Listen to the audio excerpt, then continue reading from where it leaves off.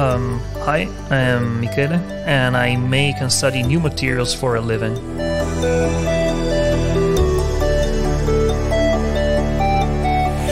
My name is Ronja. I'm doing battery research and I'm interested in different cultures.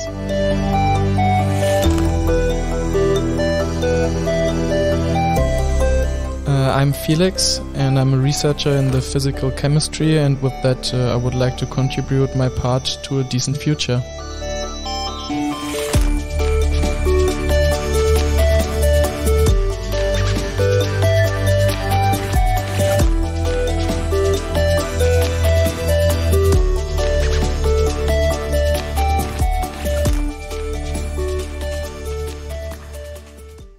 Hello to our show Materials World, the podcast of the Center for Materials Research at the University of Gießen. My name is Martin Schäfer and I am a journalist and today's host of the show.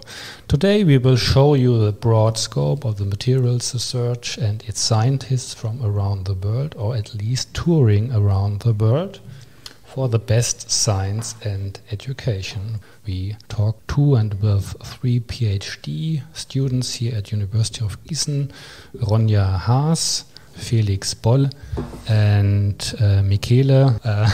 Should I kick in or? Yeah, sure. Bastianello. And maybe some short introduction. Michele, you might start. Yeah, I think hello everyone.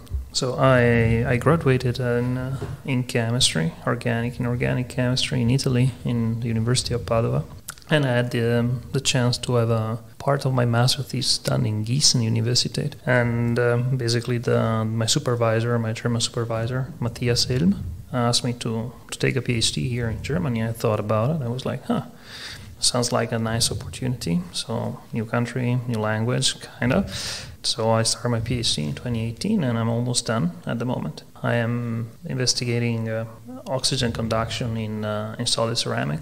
There's no liquid ceramic, just ceramic, and solid electrolytes. And the material is mostly yttrium stabilized zirconia. We try to increase the conductivity and reduce the activation energy for the conduction of oxygen for permeation membrane applications. It was a pretty drastic change in the matter of my studies, coming from inorganic solution chemistry into complete hardcore solid state. And so the experience was definitely worth it, and let's see, should be done by the end of the year. You have also been coming from Italy to Germany. Yeah, I moved to Germany in 2018. I started from summer 2017 for my master. I mean, Germany is not on the other side of the world, and we know each other. I mean, it's just the European Union. But most of the information that I had in Italy were just preconceptions, and you had to experience the real thing. And I was actually pleasantly surprised. I was, obviously, people just told me, well, are you sure in Germany they're all kind of close, maybe they're a little colder people than we are? Nope. So I come from the northern part of Italy, and there's actually no difference in that regard. Concerning the academic environment, it's actually easier here. So the relationship in between people on different places on a hierarchy scale, there's less of a jump in between a professor and an undergrad, or even a professor, of an undergrad to a professor, or undergrad to a PhD student, and so on.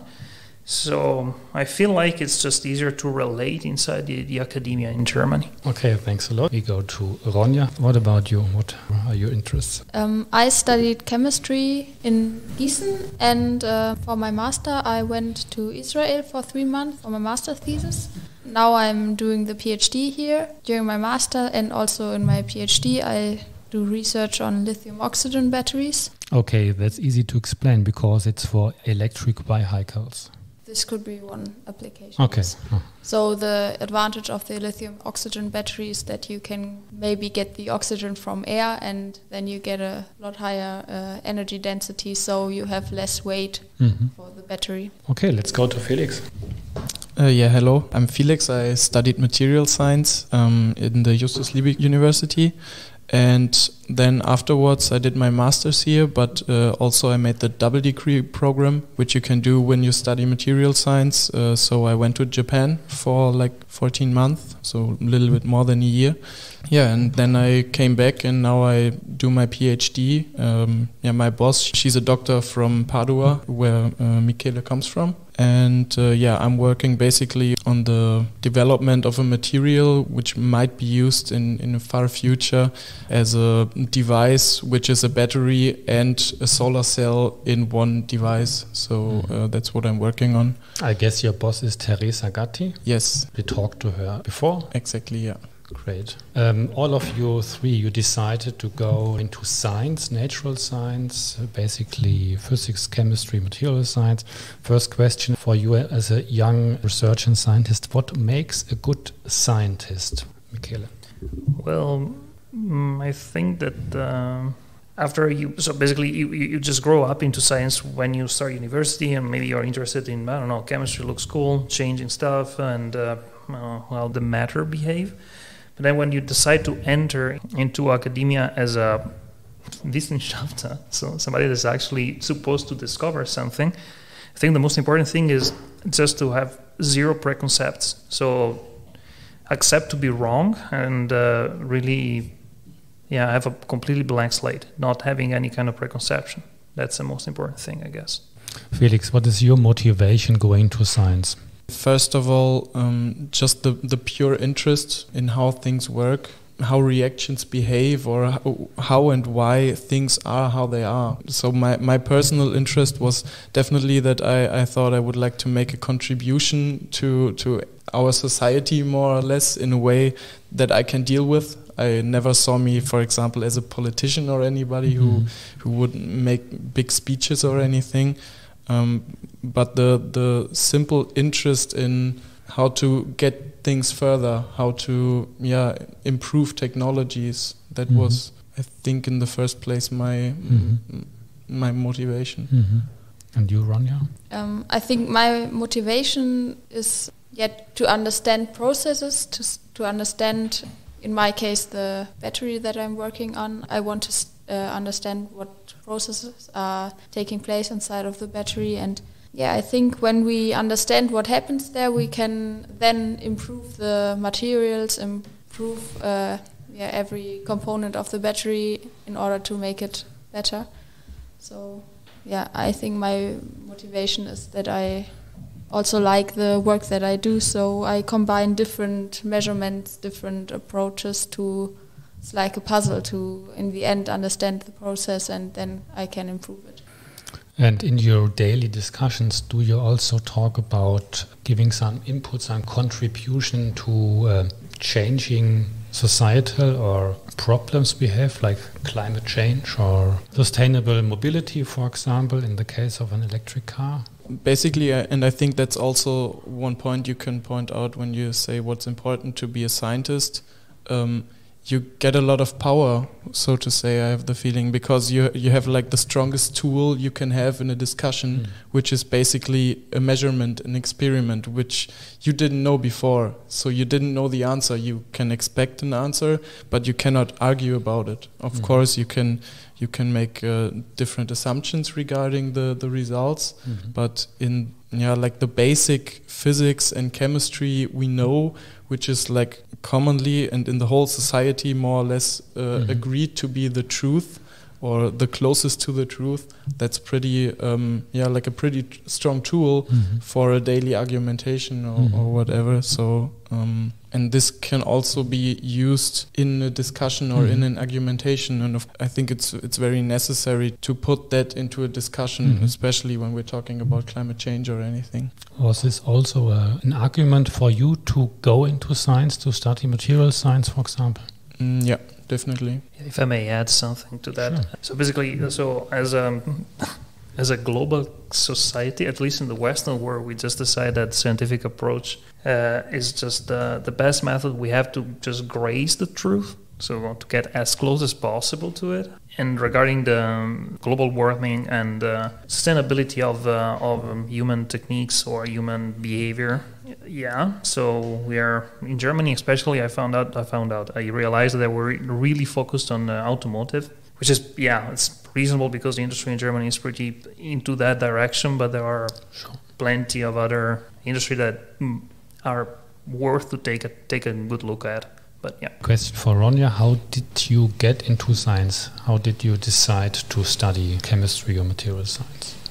It was always the thing that I was interested in. Also in school, I liked chemistry, I liked physics, I also math. So then I decided, to study this. It was always just the next step. And okay, one step was to go into Israel. How did you get into this country? It was a contact from my group here, the group where I did the bachelor and master. They had already connections to an Israeli group in Haifa, and so I wanted to do some research abroad during my master's. I was told that it's possible to go to Israel. Also some other groups were discussed, but in the end I decided to choose Israel because the group in Israel was the one that was closest to the topic that I was interested in.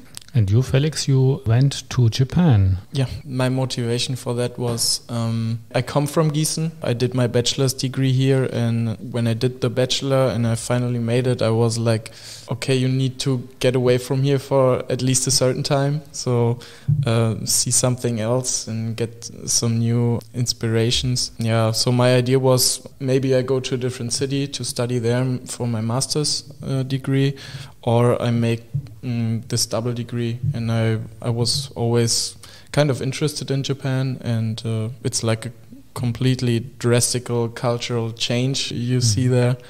That's the reason, because I was really into the university and I really liked how the physics department and the chemistry department is dealing with each other.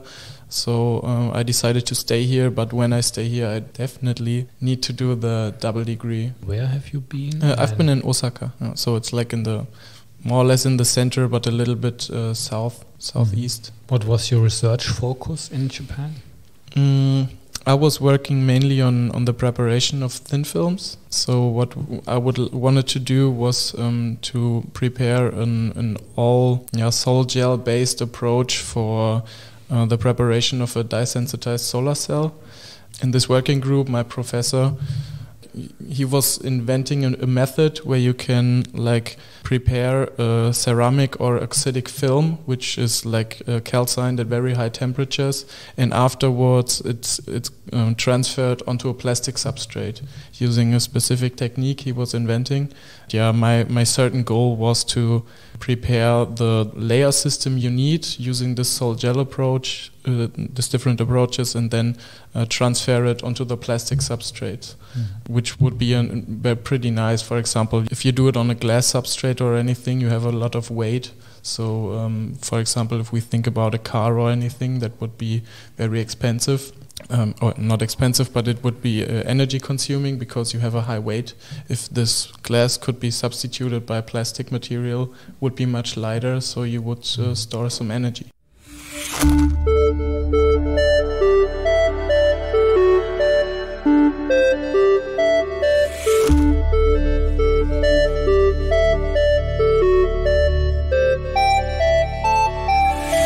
Hello, I am Michele. I come from Padova, Italy, and I'm looking forward to give my contribution in German industry. Hello, I'm Ronja. I'm 25 and I spent 3 months in Israel at the Technion in Haifa.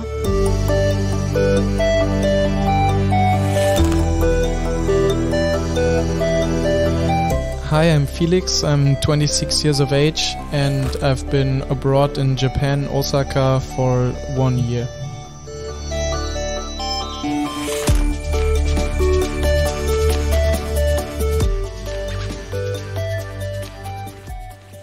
What kind of experiences did you get in a totally different environment in Japan? How much time do we have? It was overwhelming. So everything is different, except the science. Everything is different, and that's also a very nice thing. Culture, society, how people talk to each other, it's completely vice versa compared to here. My professor, he's a very kind guy, and he's used to European culture or Western culture. So he did a great job, like being a bridge between me and the Japanese people in the laboratories and in the whole university. And he was pretty good in speaking English, which a lot of Japanese people have a lack of. So he was really rescuing me several times. And also how people work and how you live your daily life is completely different. I've been in the university mainly from between 7 and 8 a.m. till 10 p.m., 11 p.m. because everything is in the university. It's like more or less done like in America. So you have a very big college where you have your gym, where you eat, where you can buy stuff, where your university is, where the laboratories are. So it's it was pretty different compared to here. Mm-hmm. On a scale from 1 to 6, what would you give to your stay in exchange in 1+. Let's go to Israel again. You told me you saw the first time borders. Or what was your experience? Yeah, it was similar like for Felix. It was completely different culture, completely different society. And apart from science, I learned a lot about the society there, and I also made some experiences. Yeah, for example, for me it was not normal, but there the whole country is surrounded by a wall or fence, and they also have a lot of security checks everywhere, and soldiers walking around with guns and stuff. I was just not used to it. And for example, when you want to enter a mall just to do some shopping, you always have a security check with the metal detector, for example. This was completely new for me. What was really nice about the Technon where I stayed, it has a lot of opportunities for international scientists. They have a lot of programs and activities that you can do when you come from abroad, and there you meet other international students, and that was really nice. I met some friends, and I also went back for holidays to meet them again. Michele, give us some feedback of your Italian eyes. People's great, man. It's just people actually. Maybe it's offensive, but I was warned. They're gonna be a little bit cold and so on and so forth. Not true. That was just wrong advice. Actually, I didn't have any severe cultural shock moving here, and the only thing that I'm a little missing. So I'm coming from Padova. So it's a city that's kind of old university, Roman foundation, so on. So I was used to other kind of exterior, and that is a little bit But consider the history that Gießen had, the half 900. It's fine. Mm-hmm. You always need to have an idea what happened and what's the frame. You're just putting something in. But people, food, guys, you're really good at when I was actually surprised that the regional stuff that regional recipes and regional preparation you do. And then I got converted into German bread. I cannot live without it any longer. When I go back to it, when I go back, I miss the bread. I can understand German people that were coming to Italy were looking for decent bread. I couldn't find it. Now I got the point now. Okay, Felix, you told us that did this double degree program. What is it? The University of Gießen and the Kansa University, they have a pretty good relationship, and they formed like this double degree program where you can join, and what you basically do is you stay more or less 1 year in Germany of this double degree, and 1 year you study in Japan.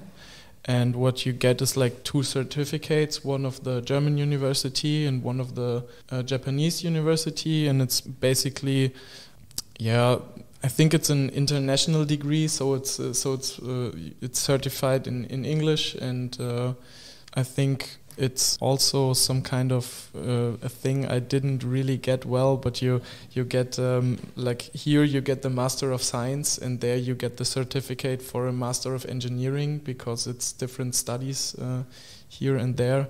So basically I would say, so it's not worth 2 master degrees. So maybe the frame double degree is misleading. But I think it's an international master's program where you get like those 2 certificates, but they are only worth like 1 master degree. But I think with some additional qualification. I think always when you go to a different country for part of your master degree, you always have kind of an additional qualification because you show that you can work in a different environment, you can work in a different language, and I think this you also get when you just do a normal stay abroad. Sure. So Michele, maybe very briefly, why did you go into materials research? Yeah, I think it's a bit of a common goal of global research on material sciences to get the technology better in order to have new solutions to improve our relationship with the environment in the first place. That's the big goal in my project research is mostly solid electrolytes for particular appliances.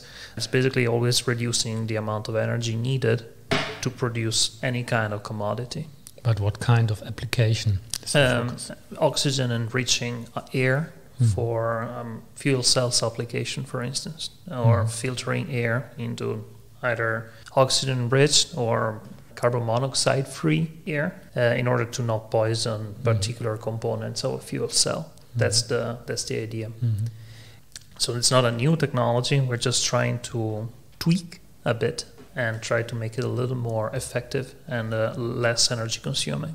When I got into the project, the goal was just contributing into this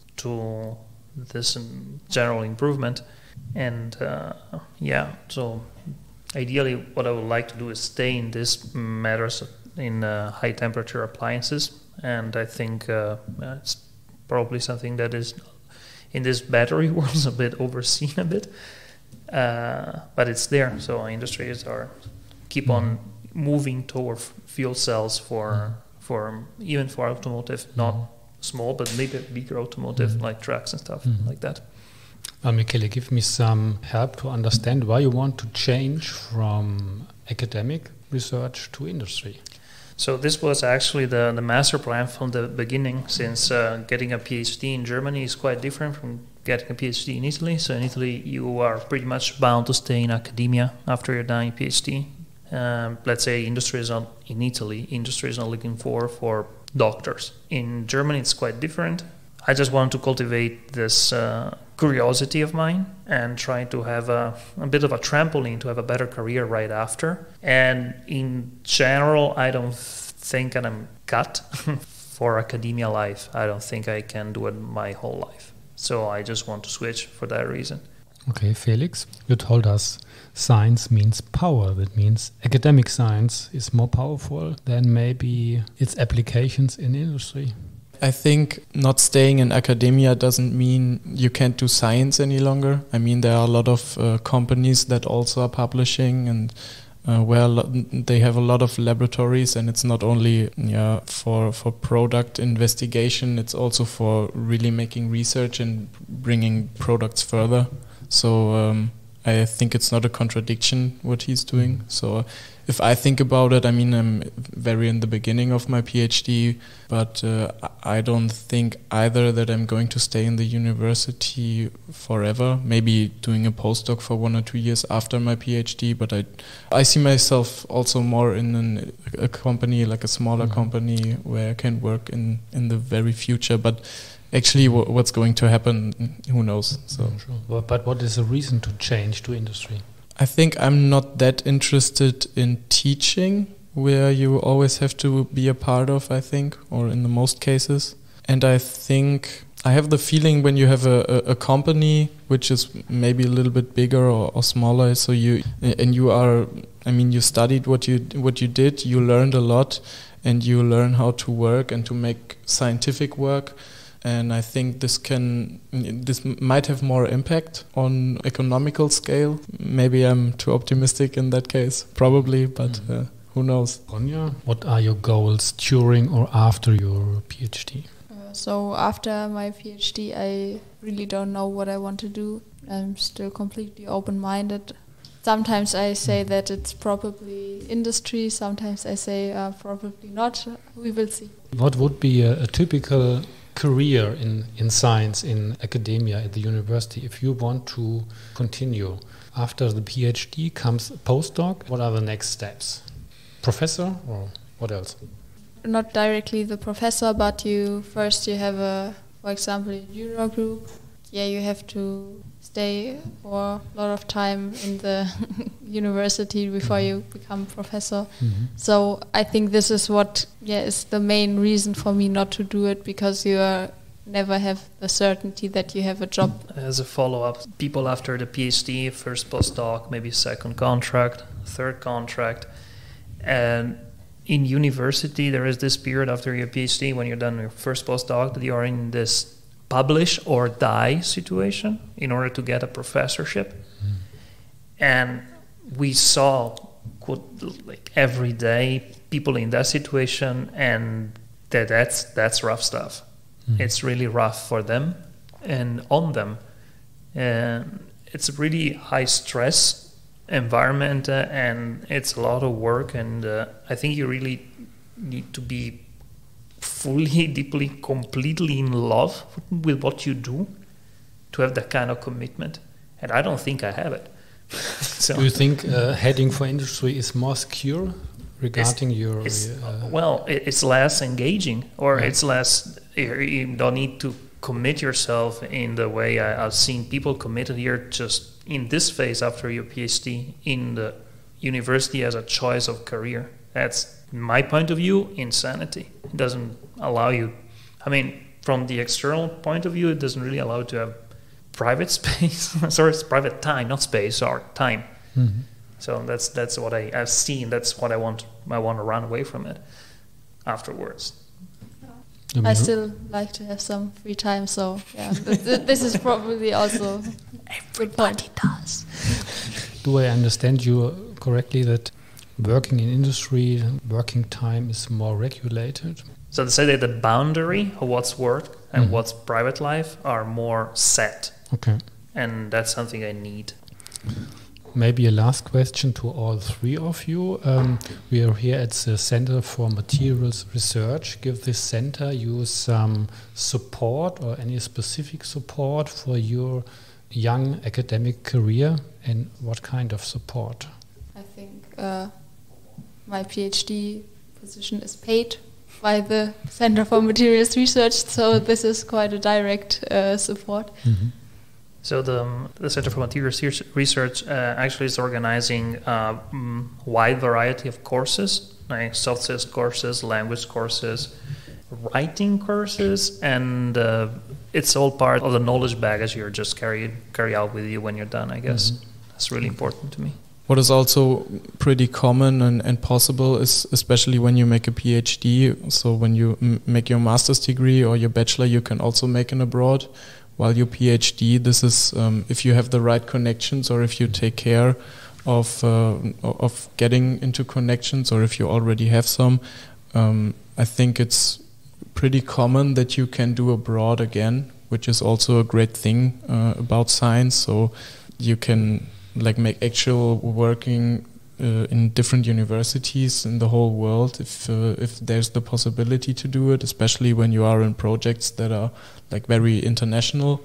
This is pretty common, so that's a big thing, and this is also paid. And especially, I mean, most universities do that, but you also have the possibilities to get some scholarships for having abroad, and this is also very important because there's also a financial side you have to take care of. But I think for most of the students, it's possible to do an abroad even without having that much money.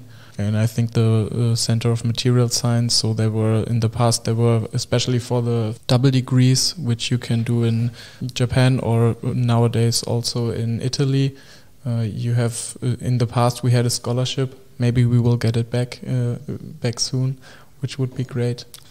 Maybe a final question, what is missing in our daily life? I mean, how would you change the world or save the world for in a big picture, but also, let's say, for a tiny step? My first idea, and it's also kind of relatable to what I'm doing in my PhD. So the ideal device we would like to produce is having things like, for example, charging my phone with a device which is powered by solar energy. All small electric devices that don't need that much of power, that they could be used without having a battery, but you only have the solar panel, which is the battery itself in this one device. And this is kind of relatable to a whole global thing.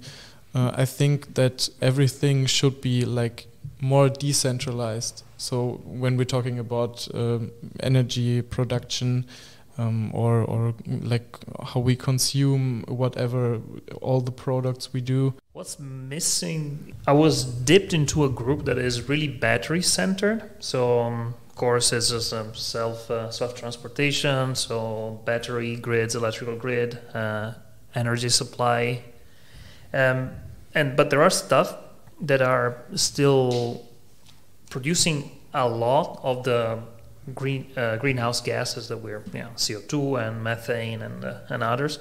They're not really getting into consideration in this discussion.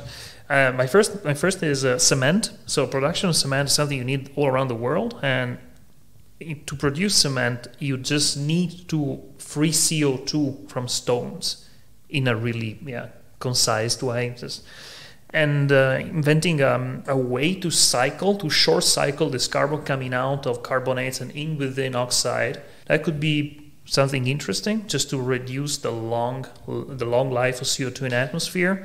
And another thing we need to, I think, address in the next 20-30 years is food production. So if you want to eat animal proteins, we find a way to make them synthetical, or I don't think the livestock industry is sustainable at the rates that we are consuming mostly beef and pork at the moment.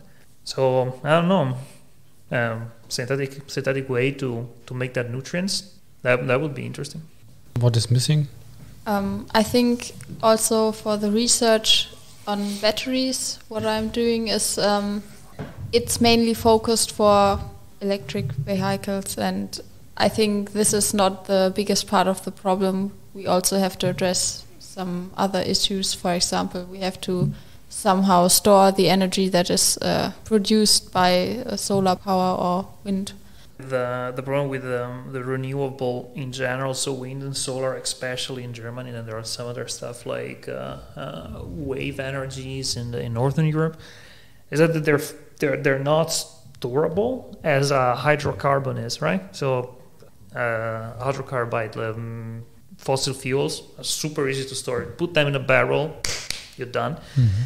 So we're focused a lot on vehicles and automotive because industry is actually financing research for that. But there are plenty of other solutions for the storage of renewables. Thank you very much.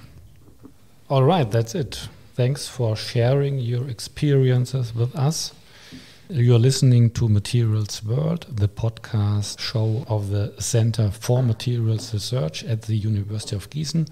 Today we talked with Ronja, Michele and Felix. For more information, check out our website at www.uni-gießen.de/zfm. We are pleased to receive your feedback at our email info@lama.uni-gießen.de. See you soon. Bye bye. Bye bye. Bye. See you around. Bye. Thanks a lot. Materials World, der Podcast des ZFM.